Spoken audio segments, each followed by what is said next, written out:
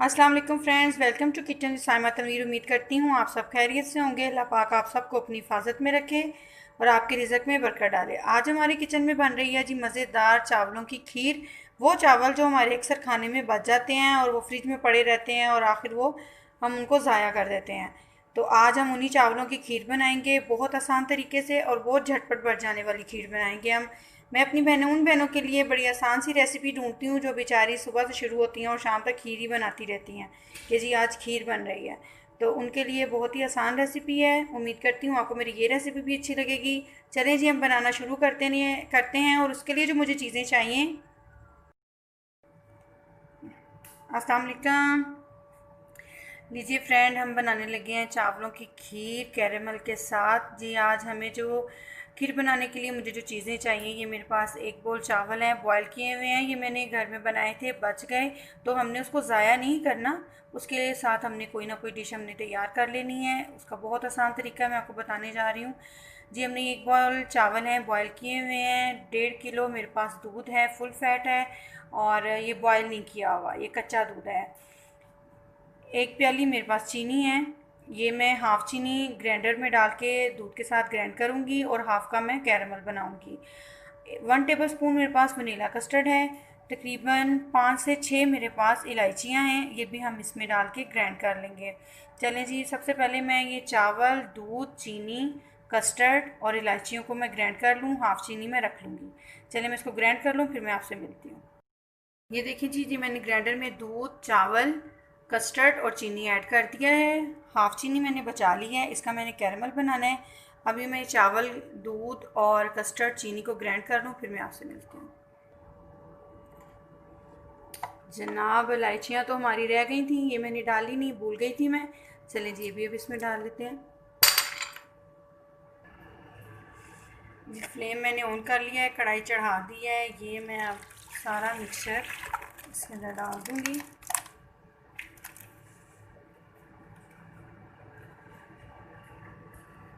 अब हमने इसको आहिस्ता आहिस्ता पकने देना है और साथ साथ हमने चम्मच चलाते जाना है। चावल वगैरह जब भी बचें घर में, आप उनको ज़ाया मत करें। ये जी फ्रिज में पड़े रहते हैं जी, अब इसको किसके साथ खाएंगे। चावल बचे हुए हैं तो हम बनाएंगे जी उसके साथ डिफरेंट डिफरेंट चीज़ें। इसके अलावा भी मैं आपको दूसरी चीज़ें भी बनाना बताऊंगी कि बचे हुए चावलों को हम किस तरह इस्तेमाल कर सकते हैं। बच्चों ने वैसे तो खाने नहीं होते, हम अगर उसको अलग से एक शक्ल दे दी जाए तो फिर तो वो चावल भी हमारे बच्चों के लिए बड़े नायाब हो जाते हैं। जी मम्मा ने बड़ी मज़ेदार सी डिश बना दी है, ये चावलों के साथ बनाई है। तो हालांकि चावल वही होते हैं सादे वाले, बच्चों को बस धोखा देना होता और कुछ भी नहीं होता। तो अच्छा जी, अगर आप मेरे चैनल पे नए हैं तो प्लीज़ पहले मेरे चैनल को सब्सक्राइब कर लें और मेरी वीडियो को लाइक करें और शेयर करें अपने फ्रेंड्स और रिलेटिव्स के साथ। और मज़े मज़े की डिशें बनाएं, घर वालों को खिलाएं। क्योंकि एक औरत खाना बना के जितनी मर्ज़ी मेहनत कर ले वो थक जाती है, लेकिन जैसे उसके खाने की तारीफ़ होती है तो उसकी सारी थकन दूर हो जाती है। तो इसी तरह हम ये जी खीर भी अपनी रेडी करेंगे और इंशाल्लाह हमारी ये खीर भी बहुत मज़े की बनेगी। जितनी देर इसको बॉयल आ रहा है अच्छे से, तकरीबन हमने इसको अच्छे से बॉयल आए इसके ऊपर, तो फिर हम इसको दोबारा से चम्मच हिलाते जाएंगे। जैसे इसको 2 से 3 बॉयल आ जाएंगे फिर मैं कैरेमल बनाना स्टार्ट करूँगी, क्योंकि कैरेमल अगर मैं पहले बना लूँगी तो वो हार्ड हो जाएगा। तो हमें हार्ड नहीं चाहिए, हमें सॉफ्ट चाहिए। ठीक है। लीजिए फ्रेंड, हमारी खीर में उबाल आना शुरू हो गया है, ये देखिए। और ये खुद ब खुद थिक भी होना शुरू हो गई है। तो अब दूसरी तरफ मैं कैरेमल तैयार कर लूँगी। जो मैंने चीनी बचाई है हाफ़ प्याली, उसको मैं कैरेमल की शक्ल देती हूँ। अभी मैं आपको दिखाती हूँ कैरेमल कैसे बनाएंगे। ये जो चीनी जो मैंने हाफ़ प्याली बचा ली थी वो मैं ये पैन में डाल रही हूँ। इसमें मैंने पानी नहीं डालना, इसको हम इसी तरह चीनी को मेल्ट करेंगे। फ्लेम मैंने ऑन किया हुआ है नीचे। इसको भी ऐसे थोड़ा सा खोल के अच्छे से इसको ऐसे छोड़ देंगे। ये चीनी खुद ही मेल्ट होगी और जब मेल्ट होगी तब फिर इसको हम हल्की आंच पे हमने इसको मेल्ट करना, तेज़ आंच पे नहीं करना वरना ये जल जाएगी।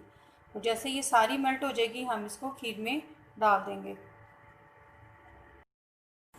ये देखिए जी, इधर हमारी खीर अच्छे से बॉयल में आ गई हुई है। ये देखिए इस तरीके से अगर हम चावल साबुत ही डाल देते इसमें तो उन्होंने जल्दी कहीं मिक्स नहीं होना था इसमें, तो फिर वो काफ़ी देर हमें उसी को ही गलाने में टाइम लग जाता है कि कब ये पूरे गलेंगे और कब ये मिक्स होंगे बीच में। तो इससे बेहतर ये है कि अगर आप चावल बॉयल हों आपके पास, आप दूध में उसको ग्राइंड करके तो फिर आप बनाएं तो आपकी ज़्यादा अच्छी बनेगी और जल्दी बन जाएगी। मेरी वीडियो स्किप मत किया करें, उसका फ़ायदा आपको कोई नहीं होगा, उससे आपको पता नहीं चलेगा कि कौन कौन सी चीज़ किस हिसाब से तैयार की जा रही है। तो अगर आप उसको पूरा वॉच करेंगे तो आपको पता चलेगा कि किस तरीके से वीडियो बनी है और रेसिपी कैसे तैयार की गई है। इससे आपकी भी रेसिपी अच्छी बनेगी। अगर आपको मेरी रेसिपी अच्छी लगती है तो प्लीज़ कमेंट्स में मुझे बताया करें कि आपको मेरी रेसिपी कैसी लगी। ये देखिए जी, चीनी मेल्ट होना शुरू हो गई है। ये देखिए खुद ब खुद से इसने अपना मेल्ट होना इसका इनके शुरू हो गया, इसका मेल्ट।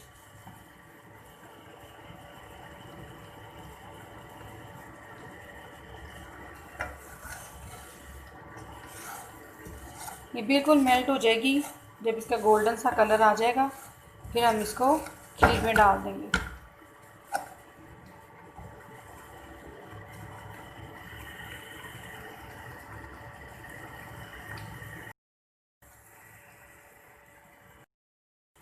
जी फ्रेंड, ये देखिए सारी चीनी मेल्ट हो गई है। ये आपको कलर नज़र आ रहा होगा, इसका हल्का हल्का गोल्डन कलर आना शुरू हो गया है।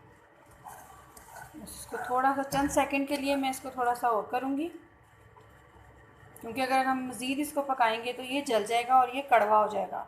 और हमने इसको कड़वा नहीं करना, हमने इसको बड़ा अच्छा सा कैरमल कलर देना है।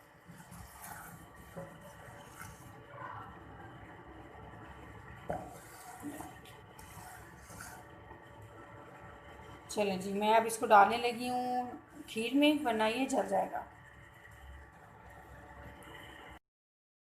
लीजिए फ्रेंड्स, बहुत ही थोड़े से टाइम में हमारी मज़ेदार सी खीर रेडी हो गई है, जिससे आपकी टाइम की भी बचत होगी। कस्टर्ड के वनीला कस्टर्ड का फ्लेवर बहुत अच्छा होता है अगर इसको खीर में ऐड करें। अक्सर आप बाज़ार से खीर लेके आते होंगे तो उसकी खीर का फ्लेवर बहुत ही मज़े का होता है, तो वो ज़्यादातर उसमें कस्टर्ड वगैरह शामिल कर देते हैं, जिससे उसकी थिकनेस ज़्यादा अच्छी हो जाती है और उसका फ्लेवर और ज़्यादा अच्छा हो जाता है। तो अगर आप घर में इस तरह की खीर बनाना चाहें तो प्लीज़ मेरी यही रेसिपी यूज़ कीजिएगा। आप यही इसी रेसिपी के मुताबिक आप खीर बनाएंगे तो इंशाल्लाह बहुत अच्छी बनेगी।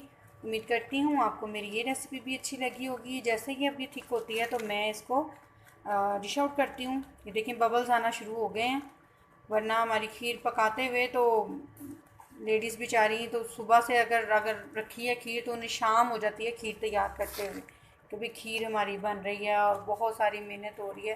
तो मेहनत तो होती है ऐसी चीज़ों में, लेकिन अगर हम इस तरीके से थोड़ा सा अपने टाइम बचाने के लिए इस तरीके से करेंगे तो हमारी खीर तो सेम वैसे ही बनेगी, लेकिन ये है कि हमारी मेहनत बच जाएगी। ये बस तकरीबन इसको मैं मैक्सिमम 5 मिनट और पकाऊंगी और ये इंशाल्लाह ठीक हो जाएगी और ज़्यादा। तो फिर मैं इसको डिश आउट करती हूँ, फिर मैं आपको बताती हूँ। लास्ट पे ये वनीला का एसेंस है मेरे पास, ये ओनली मैं 1 ड्रॉप डाल दूँगी बस। इसको अब मिक्स कर लेंगे। अब हमारी खीर रेडी हो चुकी है, इसको मज़ीद हमने थिक नहीं करना, बस इतनी थिकनेस काफ़ी है इसकी। अगर आपको पसंद है ज़्यादा थिकनेस तो आप ज़्यादा थिकनेस भी कर सकते हैं, लेकिन ये इतनी बहुत है क्योंकि जब इसको हमने फ्रीज़ करना है, थोड़ा ठंडा करना है, तो ये बिल्कुल अपनी अच्छी सी शक्ल में आ जाएगी। देखिए लीजिए फ्रेंड, मज़ेदार खीर हमारी रेडी हो गई है। ये मेरे पास मिक्स ड्राई फ्रूट्स हैं, मैंने इनको क्रश करके रखा हुआ है। आप चाहें तो वैसे भी डाल सकते हैं, हम इसके साथ इनको गार्निश कर लेते हैं।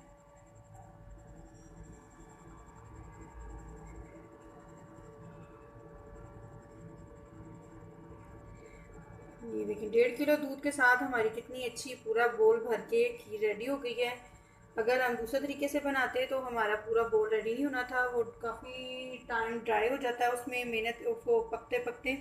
तो अगर आप चावल को पहले बॉईल करके उसको इसी तरह दूध में डाल के ग्राइंड कर लेंगे तो आपकी बहुत ही अच्छी और शानदार सी खीर रेडी हो जाएगी। लीजिए जी,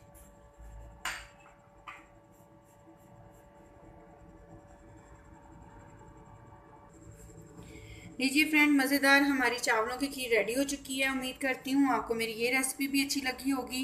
दूसरी रेसिपीज़ की तरह अगर अच्छी लगे तो प्लीज़ लाइक करें और शेयर करें अपने फ्रेंड्स और रिलेटिव्स के साथ, और मेरे चैनल को सब्सक्राइब करें और बेल आइकन दबाना तो बिल्कुल मत भूलें, ताकि आने वाली हर वीडियो मेरी आपके पास मौजूद हो। मिलेंगे नई रेसिपी के साथ। दुआ में याद रखिएगा। अगर मेरी रेसिपी अच्छी लगे तो कमेंट्स में मुझे ज़रूर बताएं। मैं इंतज़ार करूँगी आपके अच्छे कमेंट्स का।